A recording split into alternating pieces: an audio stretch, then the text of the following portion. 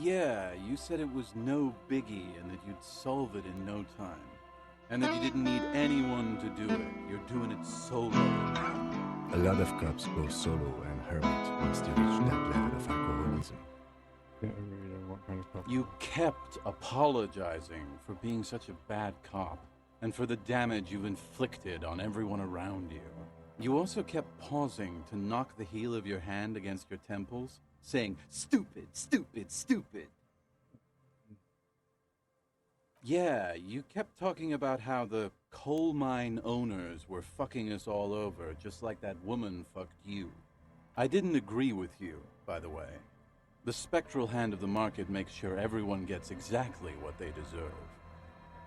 That's what I said about that. Beside your gun and your badge, you said something about your hope or heart or something. To be honest, the details are a little hazy. In retrospect, I guess you lost your motor carriage too? That's a big one. You were pretty vague about it, but you kept saying you got fucked real hard, and that we've all been fucked too.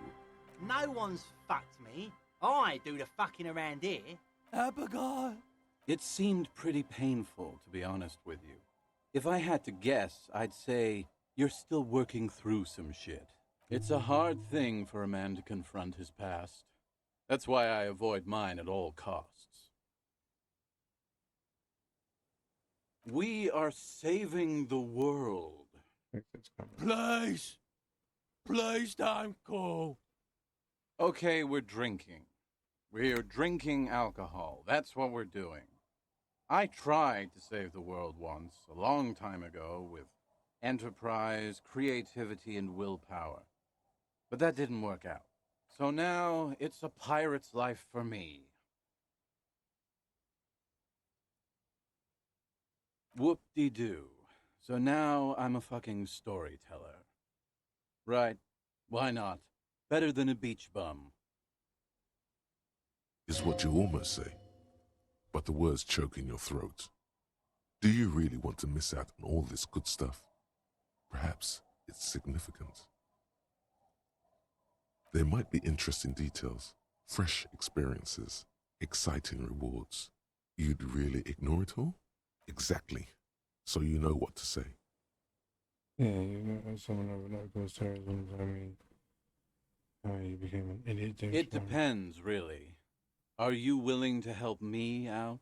The gleam in his eyes and the slouch in his posture is so incredibly familiar. You might get scammed here.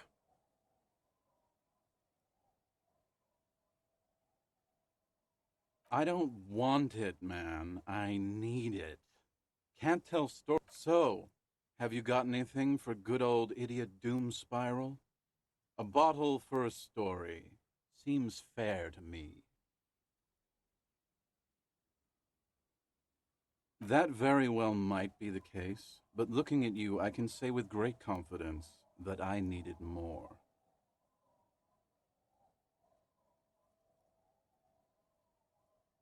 You too. Good to see you, friend. Do I have deals set up for you, buddy boy? So what do you want? I got smokes. They're cheap. Very cheap. I got Pilsner. Great deal. You won't get a better deal on that piss. Spirits I can let go for 300 real. I also have speed. And by speed, I mean amphetamine. Oh. The system's been good to old Rosemary here, and I'm milking her like a bitch goat in the backyard. You see, friend, man makes his own luck, and I made mine real good. Got my hands on 3 bottles of liquor exquise, sold 2 to the fellows around here, and immediately invested the profit. Bought cigarettes, bought beer, even bought a bit of speed. And look at me now, I got everyone on my hook. His arms and smiles. The hook. Where is it? I can't see it.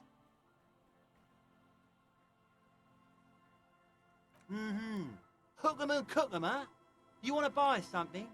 Let's keep it moving. In the civilized world, it's a custom.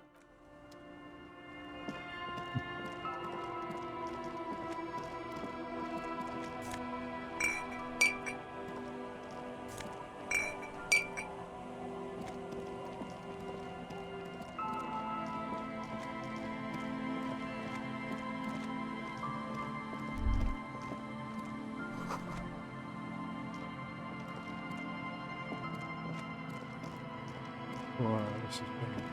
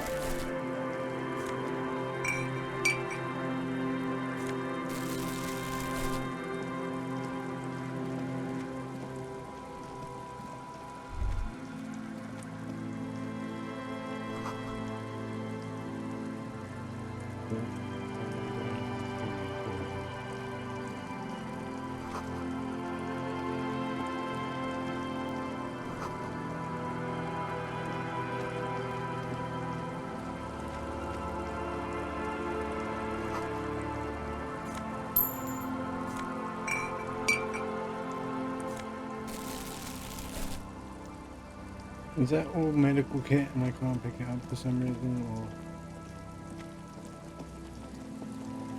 is there something else going on?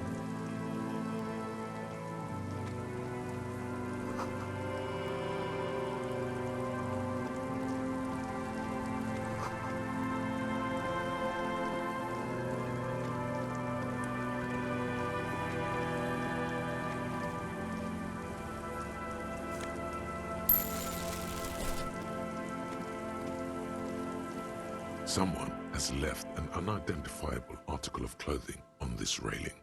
It smells really bad. It's streaked with dried seagull shit and tangled with pieces of seaweed. A dangling arm suggests that there might be a jacket beneath the crust of filth. It seems likely that it was left in the surf until someone laid it out on this fence to dry out. Unfortunately, that just seems to have stiffened it into a shapeless mass. Please tell me you're not taking that with you. A clue? You think our suspect is a seagull who's been defecating on unsuspecting jacket? Me neither. You should still take it.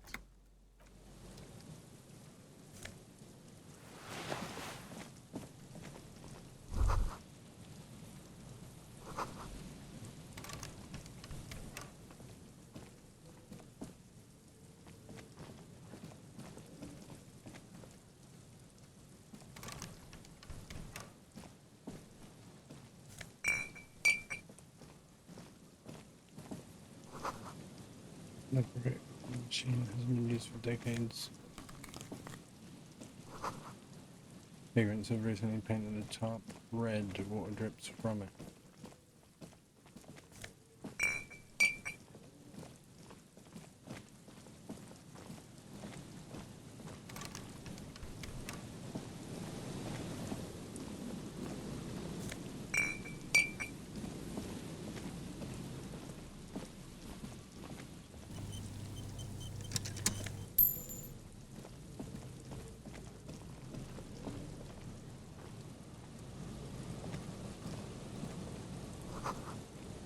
One canister is open and empty. Fire baddies from into a rotten The weed. smell. It's awful and familiar. It doesn't help. You can still smell it. Keep it in now. Don't overreact. Breathe. Don't you recognize it? That hideous pungency. That faintly cloying sweetness. Only death smells like that. Something cold wakes in the pit of your stomach. Fear. It is death. It must be. The lieutenant has already brought a handkerchief to his nose. Eyes up, detective. Something's not right here.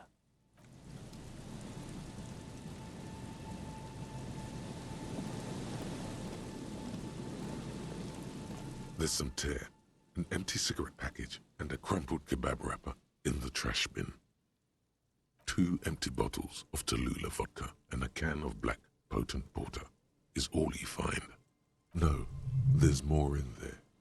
Livis strawberry liquor, plus some Pilsner bottles too. Better not pick them up. They seem unhygienic. A tragedy. What I can smell. Whoever tossed it here was a heavy smoker.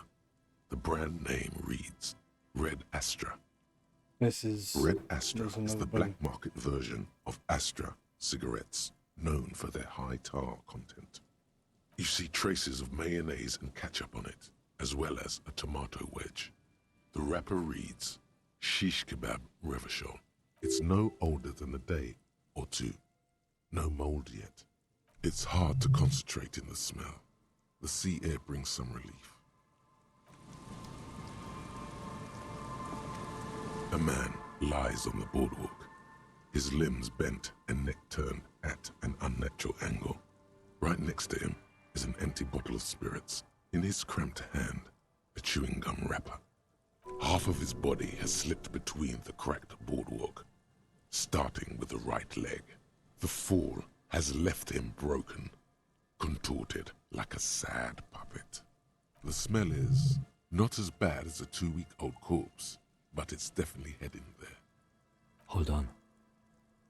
Squats next to the corpse and examines his face. You bulging eyes stare back at him, void of any sign of life. Lividity is faintly pronounced. Whoever this is has been dead for 2 days. No longer. We need to investigate. Calm now. Carefully. Just another day. Just another dead body. Breathe. He's wearing mud-caked boots, beige trousers, and an old brown leather jacket with a bright blue lining. There are traces of kebab sauce on his chest. The leather jacket suits him well. It must be custom made. You find some sunflower seeds and a rain-soaked library card folded into 2. His jacket feels sodden and heavy under your hand. Good. We should take a look at that library card after this is done. The man has fallen through a crack in the boardwalk and hit his head against the metal bench. Coagulated blood covers his black hair. One of his feet is still dangling through the hole. You have to be quite inebriated to fall that bad. Well over a liter of pure ethanol. 3 bottles of wine, or 1.5 of spirits. Or maybe it was just dark. His expression is dull, like the sea behind him. Drops of water shining on his mustache. His eyes, empty and wide, look frightening in their frozen gaze. Height, 170 to 175 centimeters. Curly hair, stout build. Age, approximately 50 to 60 years. There's some dried blood on the metal bench, right where the corpse's head rests. The floorboards are rotten and slippery wet around the hole. An empty bottle lies nearby. A chewing gum wrapper is clutched in his fist. Be very, very careful where you step here.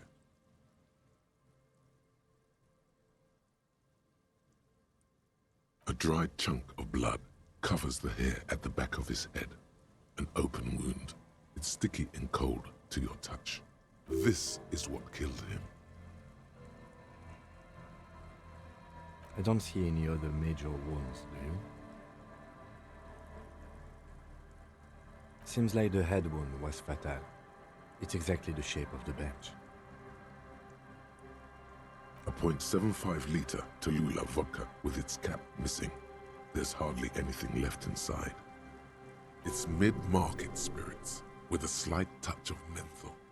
The man meant to enjoy himself, have a good time. Tear all around us. Whereabouts in the corner right here. I'd prefer if you didn't collect them this time. It's not proper. We're Lebowski spearmint chewing gum. Green leaves on the cover. The man's mouth is half agape from the terror of the fall. The blackness of death. Stench. You think you see white chewing gum too. Confirmed. Nearly the whole pack is there. Solidified on his lower rear teeth. He ate the whole pack, right? It's to cover the smell of alcohol before going home. The worst thing is, I've seen it before. Almost the same scenario. Even the chewing gum. It's always the same. They screech under your feet ominously. It's hard to say whether the dead man's weight was the cause of the boardwalk to break. It definitely looks fragile. You see waves churning below. Something cracks beneath your feet. He could have easily disappeared into the sea through that hole, and you would have never found him. The entire boardwalk creaks in the wind as you take a step back. Looks like one of the locals. He'd have to know this spot to come here. You don't just walk over here. But that's just a lazy assumption. What do you think? At least this man knew how to party. Imagine the same scene without the bottle. Now that would be just sad. Reminds of a great party beast. A jacket and empty vodka bottle.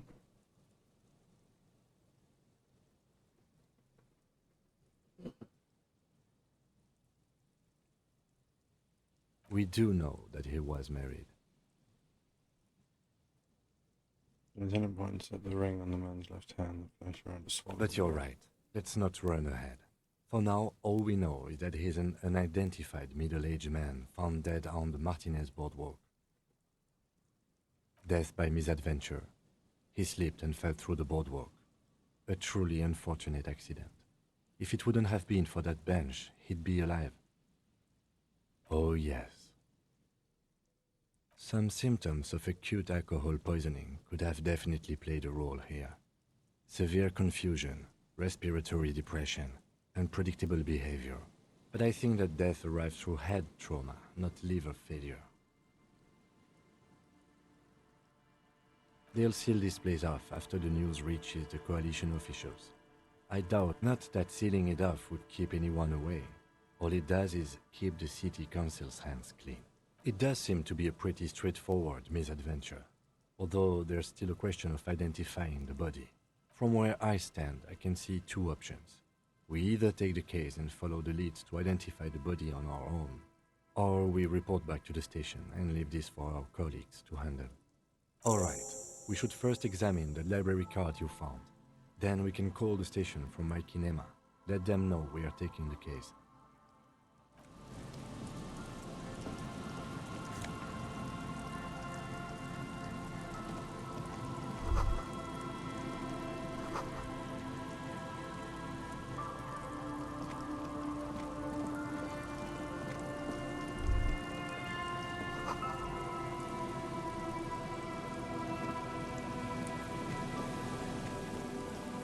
It's a surplus dead body.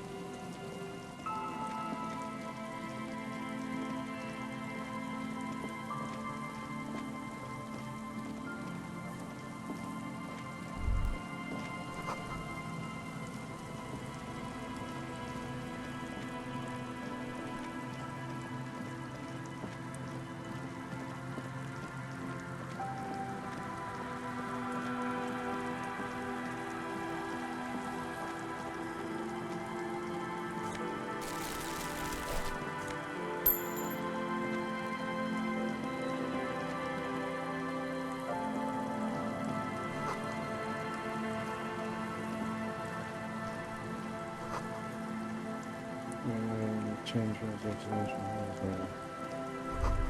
has to be used to have a show for the attention.